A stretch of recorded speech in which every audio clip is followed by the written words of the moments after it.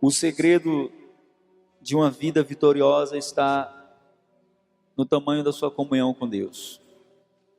Quanto mais profunda for a sua comunhão com Deus, mais poderoso você será nas mãos dele. Amém? E esse é um tempo de nós estarmos com os nossos ouvidos espirituais atentos àquilo que Deus quer falar conosco. Eu queria que você, com a Bíblia na mão, em Mateus 17, versículo 11, nós vamos falar um pouco hoje sobre o ministério profético. Ontem Deus já nos falou poderosamente. Quantos estavam aqui ontem? A sua visão se abriu, né, a respeito do profético. Às vezes nós temos uma ideia de que o ministério profético é um atrativo, ou que é algo que só nos traz alegria. Mas nós, quando começamos a entender o verdadeiro papel dos profetas, nós descobrimos que ser profeta não é uma escolha. Ser profeta é um chamado. Amém? E aqueles que são chamados para esse ministério, eles entendem o que Deus quer deles. E às vezes nós entramos dentro do ministério e nós não sabemos o que Deus espera de nós. E às vezes nós só entramos com expectativa daquilo que nós esperamos de Deus. Mas antes de esperarmos qualquer coisa de Deus, qualquer manifestação de Deus através das nossas vidas, nós temos que conhecer primeiro o que Ele espera de nós. Porque com certeza tudo que nós fazemos vai refletir naquilo que Deus tem para nossas vidas, amém? E esse tempo é um tempo de nós estarmos justamente lançando os fundamentos daquilo que Deus tem para essa nação, para essa juventude que tem se levantado nesses últimos dias. E esses jovens que têm sido chamados com essas características que nós temos aqui no congresso, jovens profetas nazareus, eles precisam conhecer o verdadeiro significado daquilo em que eles estão entrando, para que eles possam viver aquilo que Deus realmente quer que eles vivam. Amém? E eu quero que você, que já está em Mateus 17, 11, leia comigo, preste sua atenção. Diz assim: Jesus respondendo disse-lhes: em verdade Elias virá primeiro e restaurará todas as coisas. Em verdade vos digo, Elias virá primeiro e restaurará todas as coisas. Jesus, quando falou desse assunto a respeito da vinda de Elias, nós às vezes não conseguimos entender o que Jesus estava dizendo, porque se nós formos olhar com o pensamento espiritual, nós vamos entender que Jesus não estava falando do personagem Elias, que se levantou nos tempos de Jezabel e Acabe como voz profética. Até seria possível que Elias viesse, porque nós sabemos e conhecemos a história que Elias não morreu. Elias foi levado ao céu no redemoinho, numa carruagem que separou ele de Eliseu. E a gente às vezes ouve isso e a gente pode ter esse entendimento de que Elias, que a Bíblia está falando aí, realmente era o Elias, o profeta. Mas Jesus não está falando daquele Elias, Jesus está falando de um espírito que estava sobre a vida daquele Elias, do ministério que estava sobre ele, da unção que estava sobre ele, que virá antes que venha o grande dia do Senhor. Por isso essa geração que está se levantando é a geração que prepara o caminho do Senhor. É a geração que vem para abrir as portas. Quando Jesus nasceu em carne, antes dele vir, a Bíblia diz que Deus levantou um Elias naquele tempo, e aquele Elias foi João Batista. João Batista tinha em si características do ministério profético que prefiguraram, e por muitas vezes as pessoas perguntavam: você é Elias? E ele falou: não sou Elias, eu sou apenas João Batista. Mas existia nele a mesma característica que existia na vida de Elias, que era preparar o caminho do Senhor. E quando o Senhor fala de que vem Elias, antes que venha o grande dia do Senhor, o Senhor diz que esse Elias virá, esse espírito, essa unção profética que vem com um propósito, o propósito de restaurar todas as coisas. E por que que o Senhor fala que Elias virá antes da manifestação do Senhor no meio do seu povo. Porque o espírito que atuava na época de Elias é o espírito que hoje mais atua dentro da igreja do Senhor, o espírito de Jezabel. Um espírito de manipulação, de controle, de religiosidade, de falsos profetas, de vozes que se levantam tentando calar a voz de Deus. E para isso Deus precisa levantar homens com a mesma unção de Elias, porém com um nível maior de profundidade em Deus. Porque existia muitas coisas na vida de Elias que Deus não quer que se repita na sua vida. E nós vamos falar disso hoje.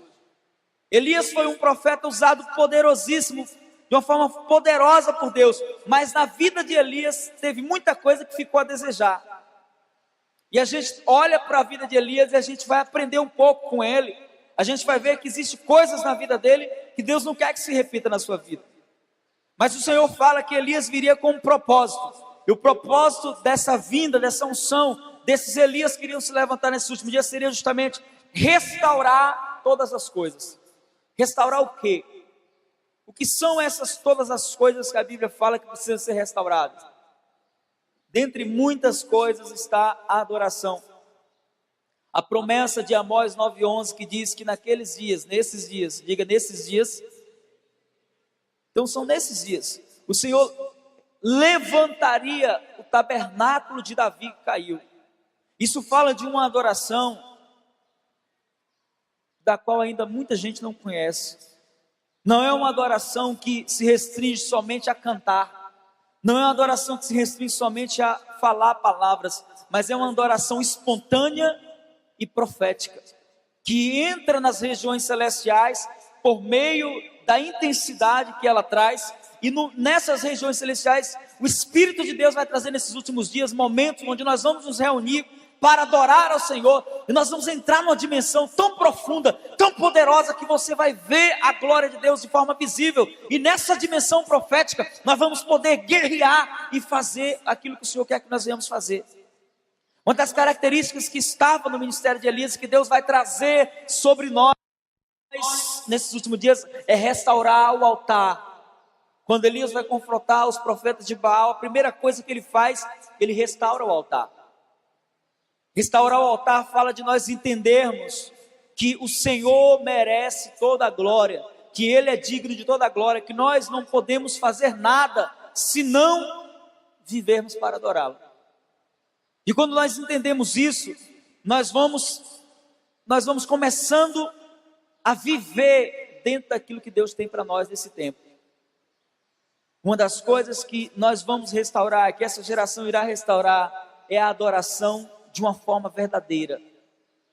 É uma adoração que não depende de quem está aqui em cima cantando. É uma adoração que depende somente da sua comunhão com Deus. Porque hoje em dia nós temos visto e nós temos olhado para a geração de adoradores que tem se levantado, e muitos já perderam o foco daquilo que Deus tem. E às vezes você não tem particularidade na sua adoração, justamente porque a gente não aprendeu como adorar corretamente. E nós muitas vezes viemos à igreja ou ao templo e a gente fica dependendo de quem está aqui em cima para adorar, quando na verdade você tem com Deus uma particularidade que Deus valoriza e que Ele quer que seja expressada quando você estiver adorando a Ele. E muitas vezes nós perdemos isso, e o Senhor está restaurando essa adoração, uma adoração que se transforma numa arma de guerra, uma adoração que traz o mesmo efeito que trouxe a adoração que Elias ofereceu, de descer fogo dos céus e consumir o holocausto. E o holocausto que o Senhor tem colocado sobre esse altar é a sua vida, é a minha vida. E Elias, ele foi um homem muito usado por Deus, mas Elias tinha um problema com ele que atrapalhou todo o ministério dele.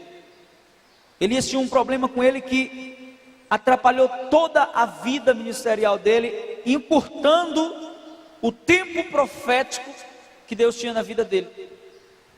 Por isso que Deus não quer que você entre no ministério profético, que você entenda que você é um jovem profeta, sem primeiro você entender onde você está entrando. Elias era um homem que não sabia caminhar em aliança. Ele era um homem que aprendeu a viver solitário. E isso não foi uma culpa dele. O Espírito treinou assim. Mas só que existe um tempo em que Deus quer que você caminhe solitário, mas existe um tempo que Deus quer que você gere alianças. Amém? Quando você vive em aliança, você não cai. Porque a Bíblia diz que é melhor serem dois do que um. Porque se um cair, o que é que o outro faz? Levanta. Diga aí para o seu irmão, eu tenho uma aliança com você. E Elias, ele entra no nível de guerra com Deus. Deus o usa de uma forma poderosa para confrontar Acabe. E todas as vezes que Elias confrontava Acabe, ele saía vitorioso. Elias chegava diante de Acabe e ele olhava para Acabe e falava: olha, assim diz o Senhor, assim diz o Senhor. E se cumpria o que ele falava. Ele falou: olha, pela minha palavra, vai ficar 3 anos e meio sem chover em Israel. E ficou 3 anos e meio sem chover. Depois, o mesmo Espírito impulsiona ele, ele vai até Acabe e fala: olha, Acabe, aparelha os teus carros, porque vai chover. E quando ele fala isso para Acabe, ele sobe para o monte, começa a orar, gerando aquela chuva que ele queria que viesse, que fosse o sinal profético do ministério dele. E quando ele está lá gerando essa chuva, a Bíblia diz que Acabe já havia saído na frente dele.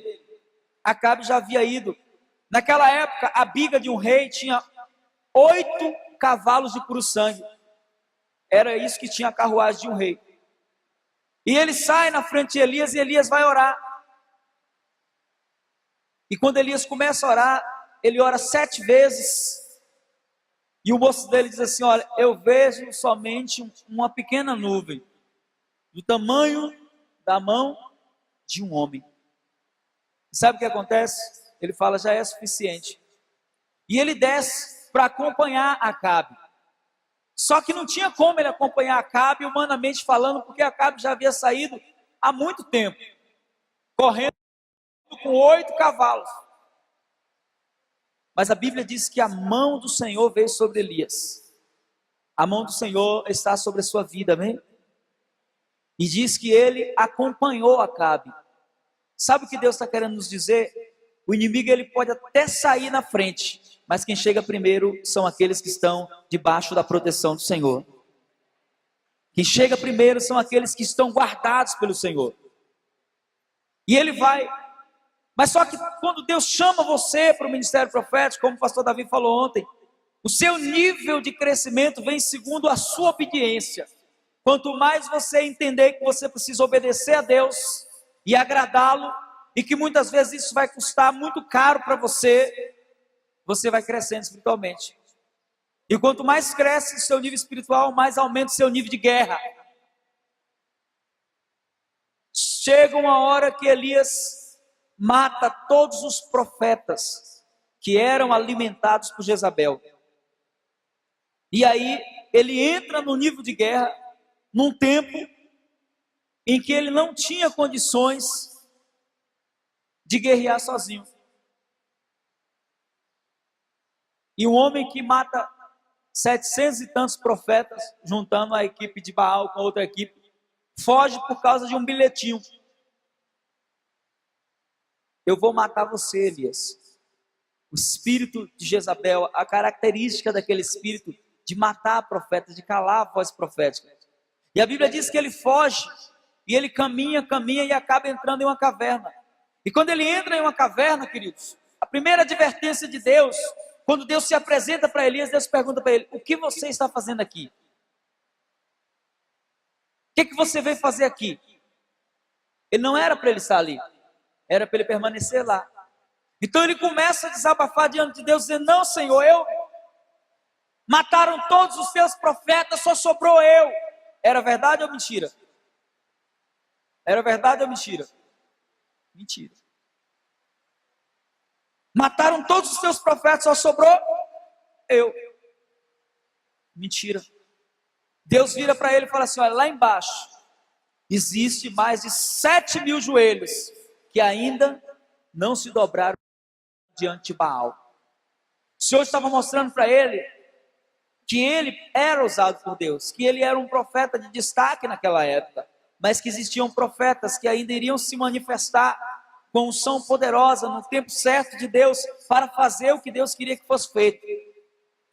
E quando ele está lá dentro da caverna, o primeiro comando que Deus dá para ele quando ele vai sair da caverna, o Senhor fala para ele em 1 Reis 19, diz assim, versículo 16, 15, disse o Senhor, vai, volta pelo teu caminho para o deserto de Damasco, vem, unge Azael, rei da Síria, também Jeú, filho de Nissi, ungirás rei de Israel, e Eliseu, filho de Safate, de Abel-Meola, ungirás profeta em teu lugar. Ele perdeu o ministério por não permanecer aonde Deus queria.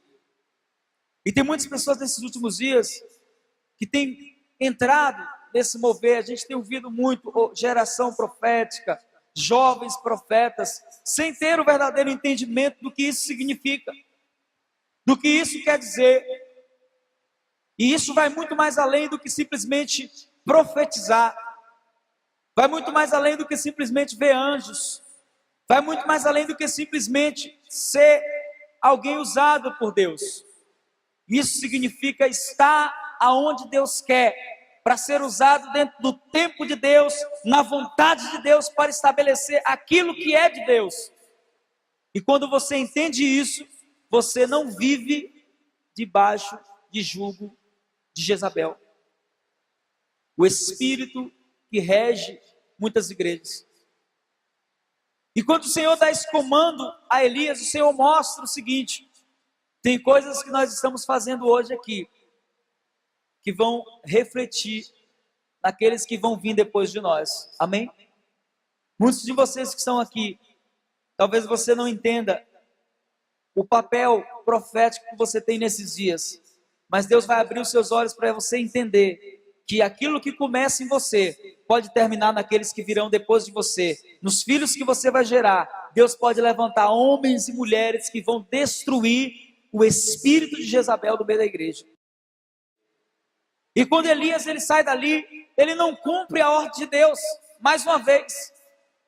Ele só unge Eliseu, ele não unge nem Azael e nem Jeú.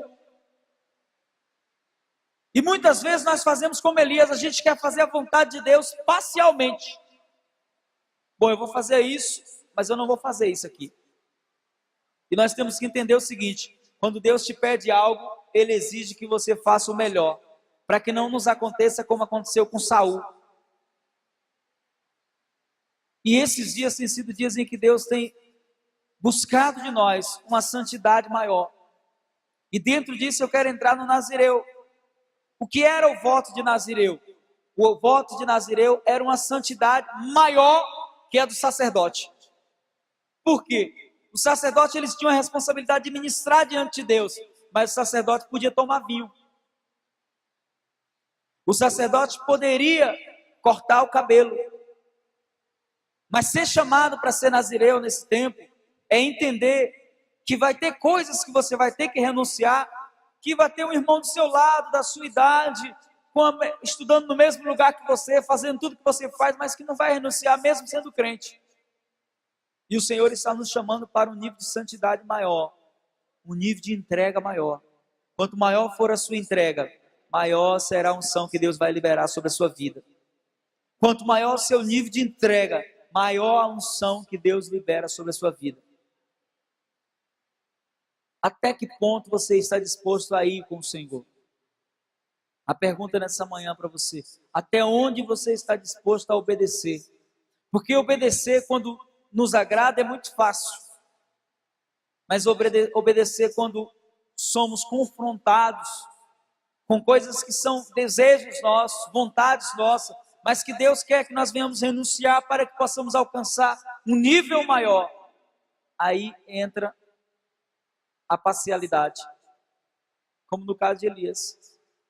Deus deu um comando, deu uma direção, e ele não fez. Sabe o que foi que causou essa desobediência dele?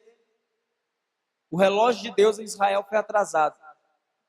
Tem muita gente que não entende que quando nós não obedecemos, corretamente, aquilo que era para vir sobre a igreja não vem. Porque Deus só trabalha quando nós somos obedientes. Quando nós obedecemos, quando nós nos colocamos na posição que Deus tem para nós, aí então, Ele manifesta aquilo que Ele tem para manifestar. Só que Deus, irmãos, uma das coisas que às vezes a gente não entende, por que Deus às vezes tolera tanto uns na Bíblia e outros não? Só existe duas coisas que podem fazer Deus substituir você. Só duas coisas. Se você não tiver essas duas coisas na sua vida, fique tranquilo, Ele vai usá-lo poderosamente. Amém? Deus não substitui ninguém porque é fraco. Se você é fraco, Ele é a sua força. Amém? Deus não substitui ninguém porque é medroso. Porque vários dos valentes de Deus, que a gente conhece como valente, quando Deus chamou era medroso. Moisés é um exemplo, Gideão é outro exemplo. Então Deus não substitui ninguém porque tem medo. Por quê? Porque a Bíblia diz que Ele pode dar para você um espírito de ousadia e o verdadeiro amor lança fora todo medo. Deus não substitui ninguém porque tem medo de errar. Porque quando você tem medo de errar, você entende que você pode errar. Então você é mais prudente. Quando a gente vê a história de Davi, a gente se admira pela coragem dele, a gente se admira pela atitude de Davi. Mas Davi, quando foi confrontar Golias, ele tinha certeza que iria errar. A prova é que ele pegou quantas pedras? Hein? Davi pegou quantas pedras? Se ele tivesse certeza que iria acertar, ele tinha pegado quantas? Uma. Mas quando você sabe que pode errar, mas você confia que Deus é contigo, o Senhor te dá a vitória, porque Ele sabe que você não está confiando nas suas próprias capacidades, você está confiando na capacidade que vem dEle, e Ele te faz mais que vencedor, Ele te dá a vitória. Pode aplaudir ao Senhor. Então Deus não substitui ninguém porque tem medo de errar. Deus não substitui ninguém porque é incapacitado. Senhor, eu não sei fazer, eu não posso fazer. A Bíblia diz que Ele é o Deus que capacita os chamados. Então eu não sei qual é a sua limitação, mas a sua limitação não vai impedir você de ser usado por Deus, porque Deus sempre usou homens e mulheres limitados para que a glória fosse dEle, para que a honra fosse dEle, para que a exaltação fosse dEle. Só existem duas coisas que impedem Deus usar um homem: orgulho e desobediência. Quando você chega nesse ponto, quando eu chego nesse ponto, nós somos substituídos, não servimos mais.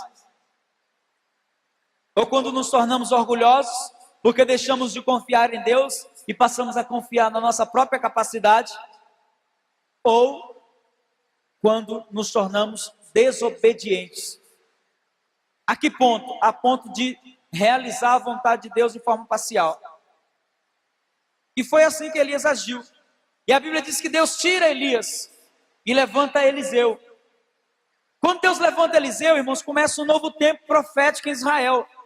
Eu quero dizer para vocês, está começando um novo tempo em Vitória da Conquista. E os jovens que irão se levantar nesse novo tempo serão jovens que irão ser plenamente obedientes a Deus. E que irão se preocupar em agradar a Deus e ser a voz de Deus nessa geração. E quando Deus levanta Eliseu com um propósito. O propósito de fazer tudo aquilo que Elias não fez. Nós viemos para fazer tudo aquilo que os nossos pais, isso eu digo pais no sentido igreja, não fizeram. Amém? Nós viemos para fazer tudo aquilo que eles não fizeram. E uma das coisas que Eliseu faz, a primeira coisa que Eliseu faz, ele começa a agir dentro da unção que foi liberada. Deus vai liberar uma unção sobre a sua vida durante esse congresso. E você vai agir debaixo da unção que vai ser liberada. E essa unção que vai ser liberada, ela vai fazer acontecer aquilo que Deus quer. E não aquilo que a gente quer, mas aquilo que é a vontade de Deus.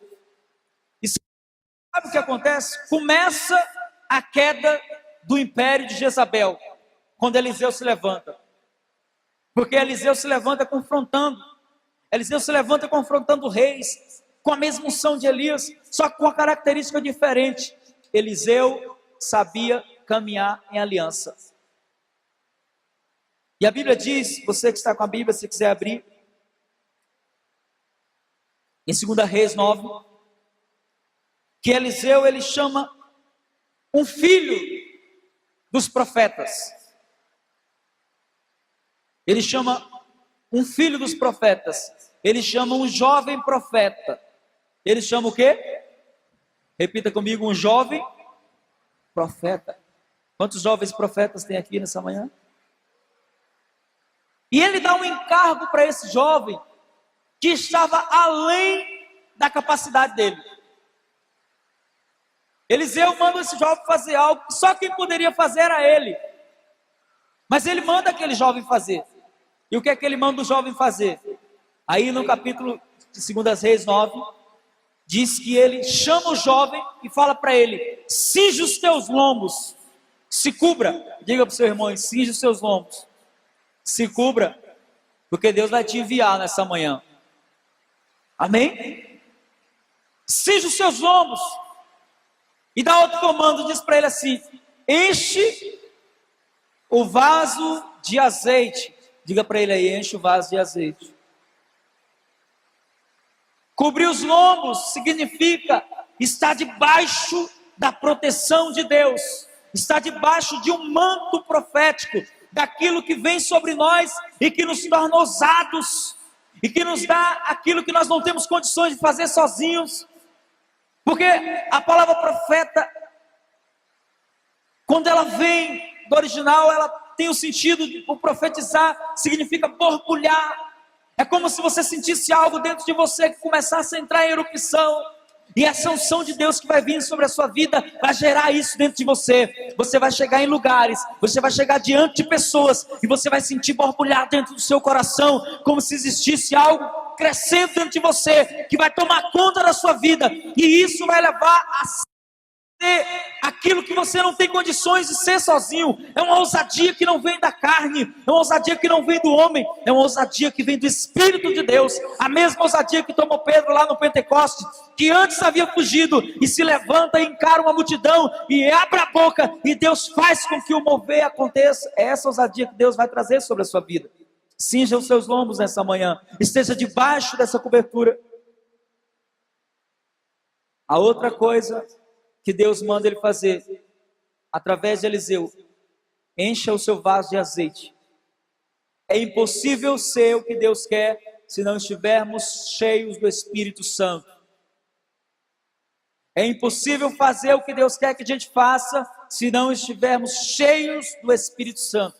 E estar cheio do Espírito Santo vai muito mais além do que só profetizar, ou do que só manifestar qualquer sinal físico. Estar cheio do Espírito Santo está enquadrado em viver uma vida onde o fruto do Espírito é manifesto.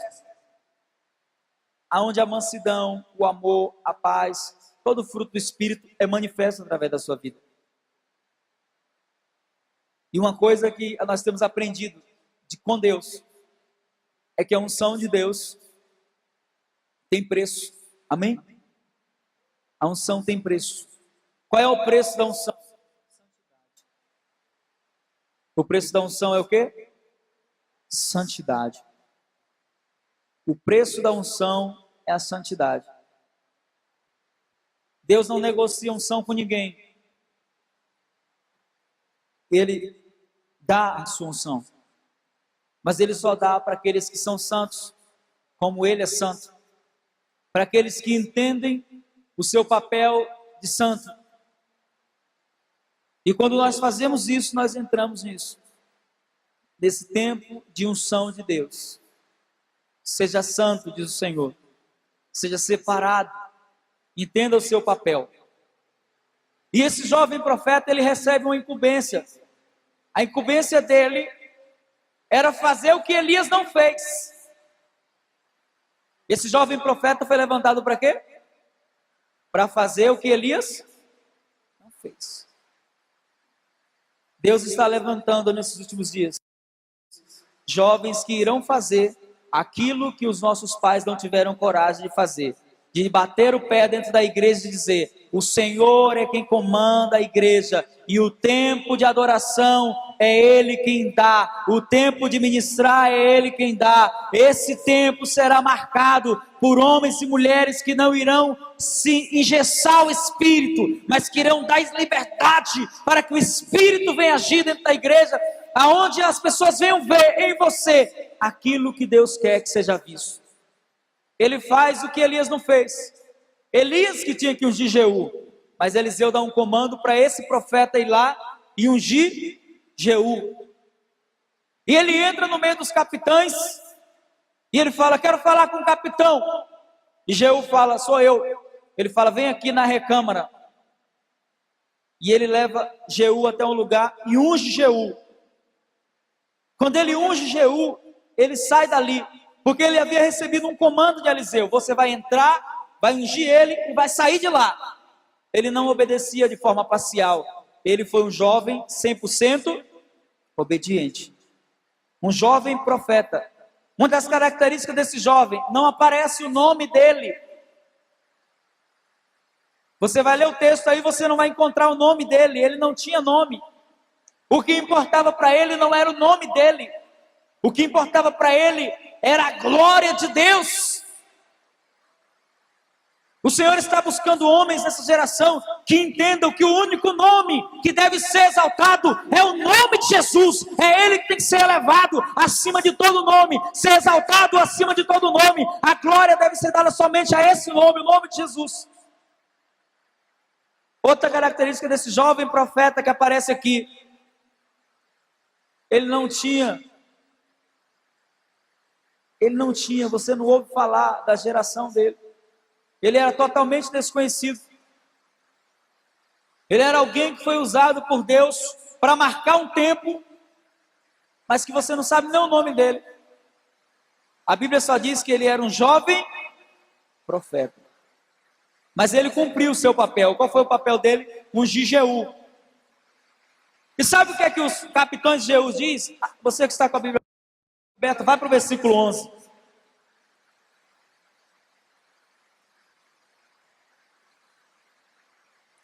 Aleluia, versículo 11.